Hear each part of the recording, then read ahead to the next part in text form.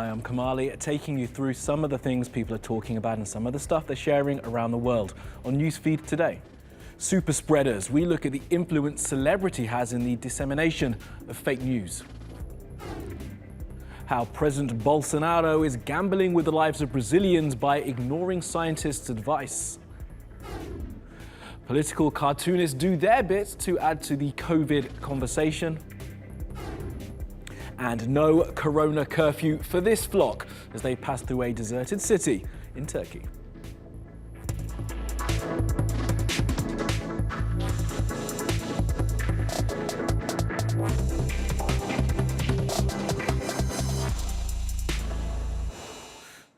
And it's top of our newsfeed, super spreaders, and we're not talking about those who spread the disease, we're talking about those who spread the virus of fake news. Celebrities and influencers on social media are blamed for spreading misinformation faster than it normally would.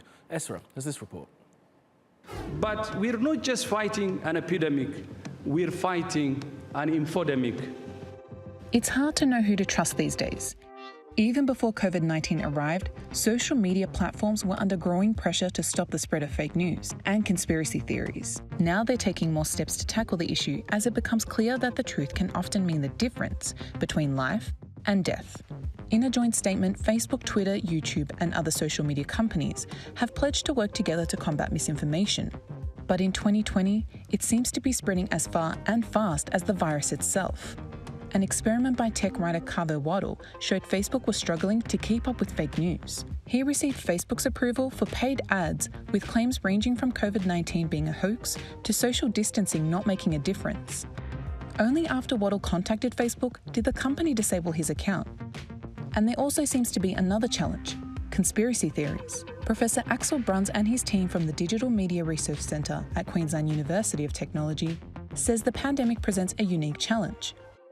We've been investigating particularly the conspiracy theories around the idea that coronavirus is somehow a bioweapon, either designed in a lab in Wuhan somewhere or possibly by the Gates Foundation.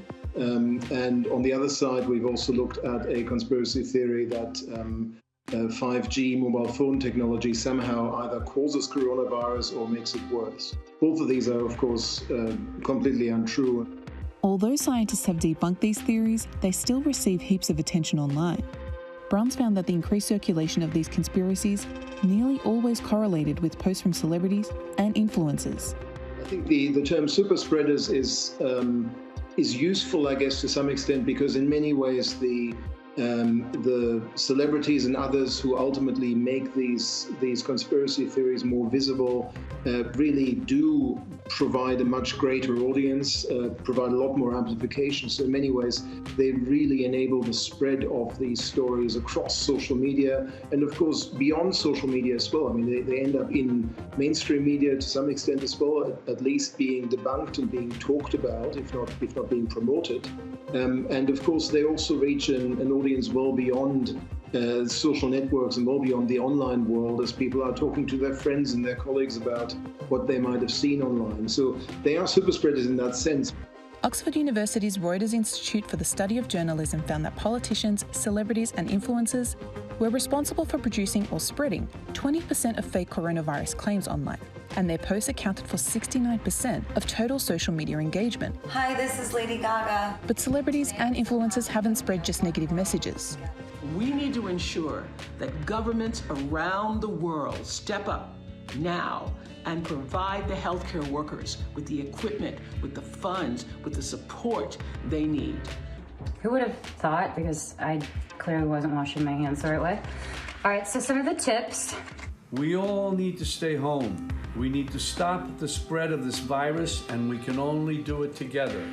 Over the last few weeks and months of celebrities and others actually being very active to spread good, positive messages about how to protect yourself from the virus, how to practice social distancing, how to cope in isolation, all of these sorts of things. So these celebrities, these influencers, anyone with a large social media audience can play a really important positive role in all of this as well, because they might reach people who are not following the news media day in, day out, who are not necessarily following the official pronouncements from politicians and experts and so on. So to some extent, these celebrities can work for good as well, and spread socially constructive, positive messages about how to deal with all of this. But the most effective antidote would be persuading individual users to research and think critically. We do in some ways now have to act a bit like journalists actually, where we do have to very much consider the source of what we're seeing. So even if it comes from a person who we've seen a lot of, a celebrity, a sports star, whatever, who we have a lot of knowledge of, I guess, maybe have some very positive sympathies with, we need to make sure that we trust that person less than the actual medical expert, who in normal times might never cross our screens, might never actually be in our news, but whom we now have to take very seriously because they are actually the expert in this kind of context. And that advice is now more necessary than ever.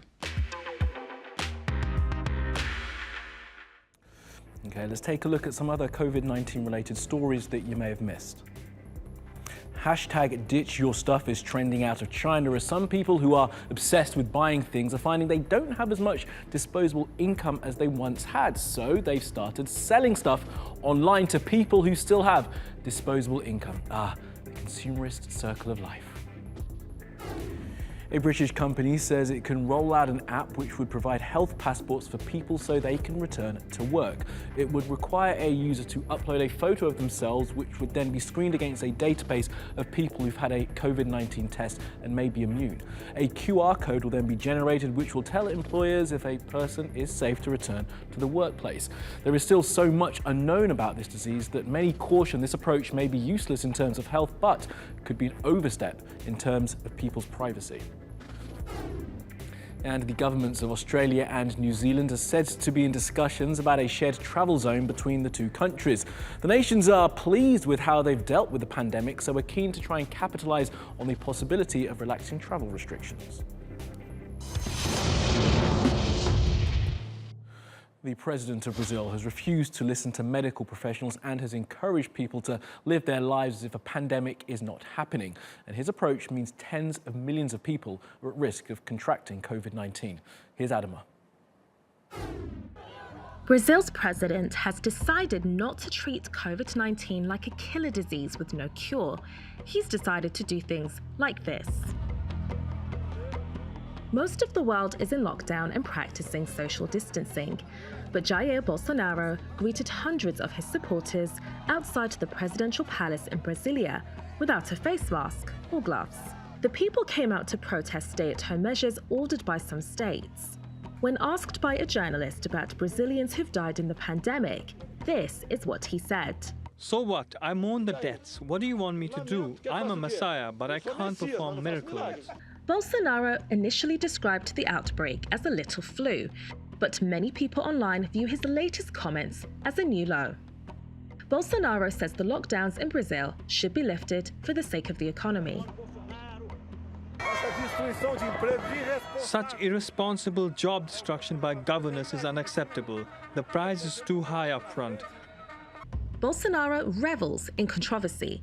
He has said a female opposition politician was too unattractive to rape. He's accused the World Health Organization of actively promoting homosexuality among children, and he's frequently attacked indigenous Brazilians as being uncivilized and inhuman. And there are fears his government is reportedly using the cover of the pandemic to take more land from native peoples and use it for agriculture and fossil fuel exploration.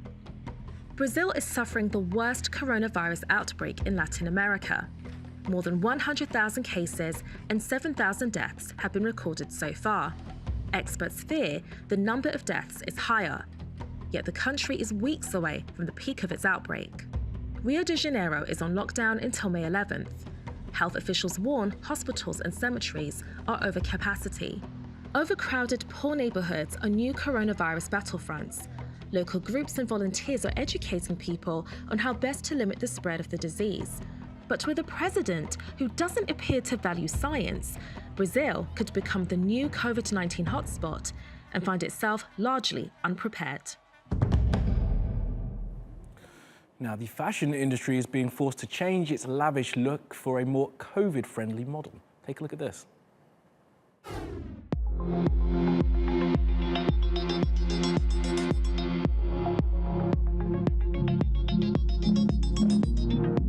But first, before the runway show, I must snack a little bit.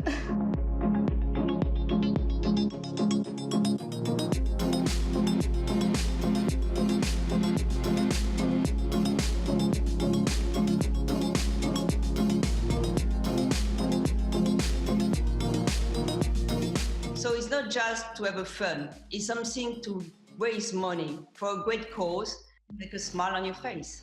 Today, I'm not a fashion icon. My icons are these doctors, these nurses. You've done CPI before, so prepare yourself, okay? I'm super worried. I'm super worried.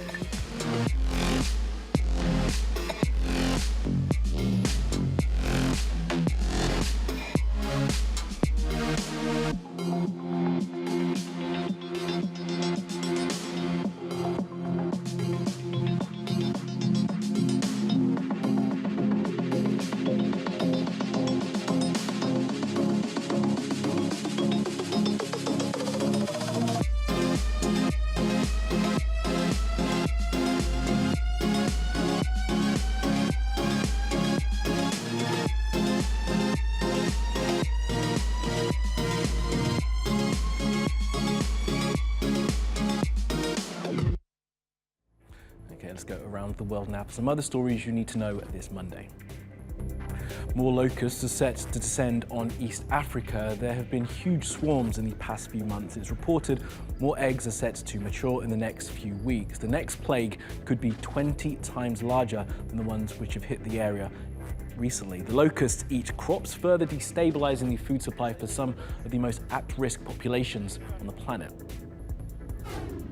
Hey, all you cool cats and kittens, there is something you can do to end the abuse of big cats and to save them in the wild.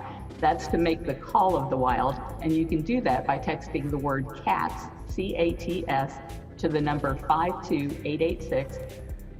Yes, that was Carol Baskin, one of the main characters from the Netflix show Tiger King, which has been being interviewed by two YouTubers whose USP is that they trick celebrities into doing things. Ms. Baskin thought she was being interviewed for the Jimmy Fallon show. She was actually being pranked by Josh Peters and Archie Manners. It is the 4th of May, so another year when the people who make money from the Star Wars franchise get a chance to promote their product. It's a weak play on the famous line from the movie, "May the Force be with you," which is about accepting one's limitations and giving yourself over to a higher presence. People have been tweeting stuff about May the 4th all day, including our program editor, Louis.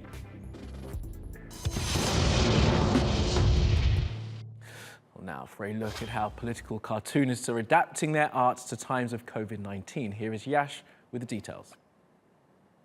The job of political cartoonists is all about making a point and doing it with humor.